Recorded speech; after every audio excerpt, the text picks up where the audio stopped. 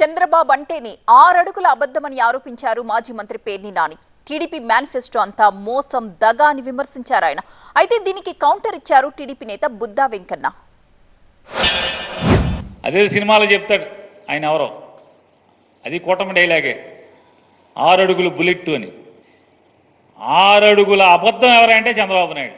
6 అడుగుల అబద్ధం నడిచి వస్తే ఎట్టా ఉంటుందో చంద్రబాబు గారు నడిచి వస్తే అంతే సేమ్ మనకు కనపడుతుంది కదా. 2014 మేనిఫెస్టో, 2024 మేనిఫెస్టో, ఏ మేనిఫెస్టో చూసుకుని ఏముంది? అంతా మోసం దగ. పేరు నాని నువ్వేమంటావు? చంద్రబాబు గారిని 6 అడుగుల అబద్ధం అంటావా? 6 అడుగుల నిజాయితీ గల నిలువుట అర్థం చంద్రబాబు నాయుడు గారు. 5 అడుగుల తాల్చుపాము జగన్మోహన్ రెడ్డి.